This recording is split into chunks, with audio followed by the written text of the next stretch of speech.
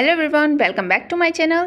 तो कैसे हैं आप? आई होप आप सब अच्छे होंगे। तो आज की वीडियो होने वाली है बहुत ही ज़्यादा इंटरेस्टिंग और नॉलेजेबल। तो इस वीडियो में मैं आपको बताऊंगी ब्रेड ब्लाउज़ की कटिंग, वो भी बिल्कुल आसान तरीके से। अगर आप बिगनर हैं तो भी इस ब्लाउज़ की कटिंग आसानी से सीख जाएंगे। तो ये है हमारे पास 1 मीटर लाइनिंग का फैब्रिक। आपका फैब्रिक हो तो आप फैब्रिक ले सकते हैं। तो इसके बाद मैं आपको मेजरमेंट दिखा देती हूँ। मेजरमेंट है अपर चेस्ट है इनकी 40 इंच और कमर है 34। इस मेजरमेंट के अकॉर्डिंग हम अपने ब्लाउज़ की कटिंग करेंगे। तो सबसे पहले आपको फैब्रिक लेना है और डबल में इसको बिछा लेना है। सबसे पहले प्रॉपर तरीके से आयरन करना है जिससे कि इसमें कोई भी रिंकल्स ना हो और हमारी कटिंग एकदम फिनिशिंग तरीके से हो। इस तरीके से फैब्रिक को बिछा लेना है। ओपन साइड अपनी साइड रखनी है और बंद साइड दूसरी साइड। ओपन साइड जिधर से है, सबसे पहले जो कन्नी लाइन होती है हमारे फैब्रिक में होती है, लाइनिंग मतलब एवरीथिंग इन फैब्रिक तो होती है लाइन, इसको सीधा करके निकाल लेना है। कटिंग हम बाद में करेंगे, अभी सिर्फ हमने लाइन ड्रॉ कर ली है। एक इसी तरीके से एक लाइन और ड्रॉ कर लेनी है। 1/2 इंच मार्जिन के साथ आप इसको ले सकते हैं। ये हमने लाइन जो ली है ये हमने हुकाई पट्टी मार्जिन के लिए ली है। अब नीचे से आपको 2 इंच का मार्जिन लेना है। अब जितनी भी आपकी ब्लाउज़ की लंबाई है, जैसे कि 16 इंच है, हमने 1 इंच ऐड किया और 17 इंच पर मार्क कर दिया है। अब आर्मोल लाइन ली है हमने 7 इंचेस पर। जितना भी आपका डॉट पॉइंट आया है वो लेना है आपको। जैसे कि हमारा है 11.5 इंच, तो हमने इसमें लिया है 1/2 इंच ऐड करके 12 इंच। आर्मोल के लिए देखिए मेरे चेस्ट है 40 इंच, तो इसका ये मैंने फॉर्मूला बताया कि जो भी आपकी चेस्ट हो 40 उसको डिवाइड करना है 6 से प्लस 1/2 इंच करके अपनी आर्मोल लाइन ड्रॉ कर लेनी है। अब ये सारी हमने लाइंस को ड्रॉ कर लिया। अब अपने शोल्डर को डिवाइड करना है 3 से, जो भी आपका फुल शोल्डर है, और उस जितना भी निकल कर आए उसको यहाँ इस तरीके से मार्किंग कर देनी है। हमारा 5.25 के आसपास आया है। अब जो भी आपको नेक की बॉर्डर रखनी है, यानी कि 3.25 आप रखेंगे जिससे कंधे भी नहीं उतरेंगे और परफेक्ट फिनिशिंग भी आएगी। अब ऊपर 6.25 था तो उससे 1/2 इंच कम करके आपको इस तरीके से लाइन ड्रॉ करनी है। अब यहाँ पर अपनी जो भी आपकी साइज़ है 40 है, उसमें प्लस 2 इंच करेंगे, 42 आया। 4th पार्ट करके उसकी भी यहाँ पर मार्किंग कर देंगे। तो हमने यहाँ पे 10.5 पर मार्क कर दी है। आगे से हम 2 इंच एक्स्ट्रा लूज मार्जिन के लिए लेंगे और सीधी लाइन ड्रॉ कर लेनी है। अब जितना भी आपका वेस्ट है उसमें कोई लूजिंग ऐड नहीं करनी है। 34 का 4th पार्ट निकालना है। 8.5 इंच आया, मार्किंग कर दिया। अब जो भी इतना बचा है, आगे जितना भी मार्क बचा है उसको हम प्लेट में कवर कर देंगे। तो जितना भी आपका डॉट पॉइंट है, जैसे 40 है तो 4 इसका निकल कर आएगा डॉट पॉइंट, मतलब कि डॉट पॉइंट का जो गैप है वो आप ले भी सकते हैं वैसे तो। बाकी हम इसमें 40 से डिवाइड कर, मतलब जो भी आपकी चेस्ट है उसको 10 से डिवाइड करके वो भी निकल जाता है। ठीक है, तो हमारा 4 निकल के आया। अब जितना हमारा एक्स्ट्रा मार्जिन था, हमारा था 1.25 इंच के आसपास, 1.25 से 1.5। अब उसको हमने प्लेट में कवर कर दिया है नीचे, यानी कि 1.25 का आधा आधा करके दोनों साइड प्लेट की मार्किंग कर दी है, जिससे कि फिनिशिंग भी परफेक्ट आएगी। अब 2 इंच का गैप छोड़ते हुए आपको इधर प्लेट की मार्किंग कर लेनी है। हल्का सा इस लाइन से हल्का ऊपर जाना है और नीचे की तरफ जाते हुए शेप देनी है प्लेट की।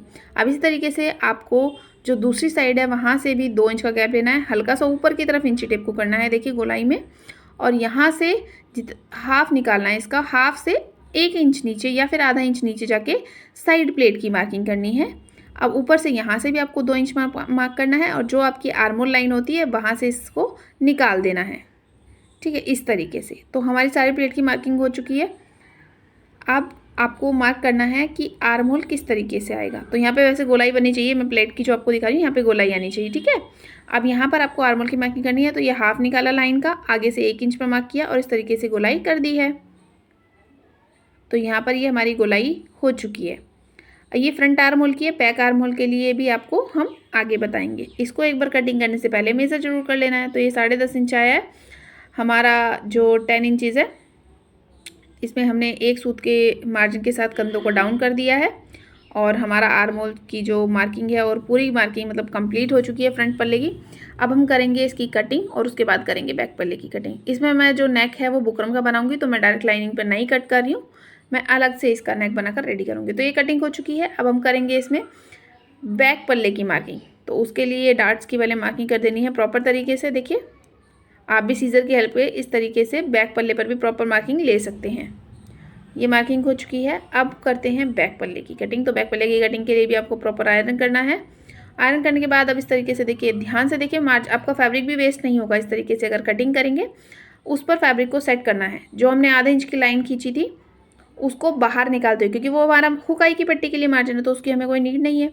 तो इस तरीके से प्रॉपर सेट करना है, वो लाइन बाहर निकालना है। अब बैक पल्ले के लिए आपको क्या करना है, देखिए सबसे पहले आर्महोल में ध्यान देना है। वही लाइन से हमने फ्रंट के लिए 1 इंच लिया था, बैक पल्ले के लिए हम 1.5 लेंगे। 1.5 इंच पे बाहर जाते हुए गोलाई की मार्किंग कर देंगे। बाकी शोल्डर की वही मार्किंग करनी है।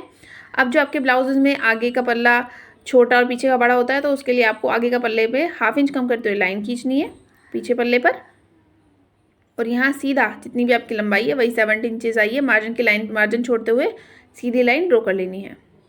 ठीक है, ये समझ आया आपको।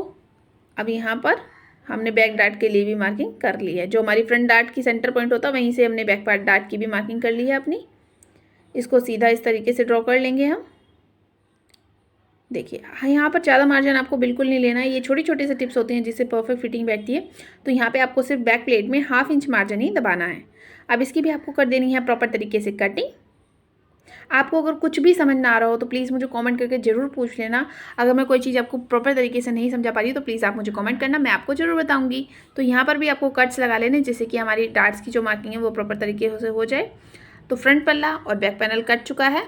अब हम करेंगे स्लीव्स की कटिंग। तो स्लीव्स की कटिंग के लिए जो हमारे पास बाकी बचा हुआ फैब्रिक था हम उसी से स्लीव्स की कटिंग करेंगे। तो सबसे पहले 4 फोल्ड में बिछाएंगे। तो 4 फोल्ड में बिछाने से हमारा जो फैब्रिक है वो नहीं निकल पा रहा है, पूरी बाजू नहीं निकल पा रही है। तो हमने थोड़ा सा फैब्रिक को पीछे करके देखा कि हमारा आर्मोल अब सेट हो पा रहा है कि नहीं। तो इतने में हमारा आर्मोल सेट हो गया है। हाँ, ये सेट हो चुका है। 9.5 इंच पर इसको प्रॉपर पहले क्रीज बनाने लगा ताकि हमें पता चल जाए कि ये हमारी सेंटर क्रीज है। अब आपको यहाँ से 3.5 इंच पर मार्क करना है और एक सीधी लाइन ड्रॉ कर लेनी है। यहाँ से जितनी भी आपको लंबाई रखनी है, जैसे मुझे 8 इंच रखनी है तो मैंने यहाँ 1 इंच एक्स्ट्रा लेते हुए 9 इंच पर मार्क कर दिया है। अब इसके बाद यहाँ से 2 इंच पर मार्क करना है और यहाँ से आपकी जितनी भी आर्मोल है उसका 4th पार्ट करके, मतलब कि जो भी आपकी चेस्ट है उसका 4th पार्ट करके हम यहाँ मार्किंग करते हैं। तो यहाँ मैंने 9.5 इंच पर इस तरीके से मार्किंग कर दी है। अब यहाँ इस तरीके से आपको शेप देनी है प्रॉपर। अब जो भी आपकी बॉटम है, बॉटम जितनी भी हो उसकी मार्किंग करनी है। जैसे कि हमारी आई है यहाँ पे 13 इंच, तो 6.5 इंच पर मार्क कर दिया हमने और यहाँ इस तरीके से शेप देनी है। तो ये कंप्लीट है। अब इसकी जो साइड में कम फैब्रिक बचा है हमारा, तो उसके लिए आपको ये साइड से जो हमारे ब्लाउज़ के फैब्रिक्स निकलते हैं वहाँ पर आपको ये अटैच कर देने हैं।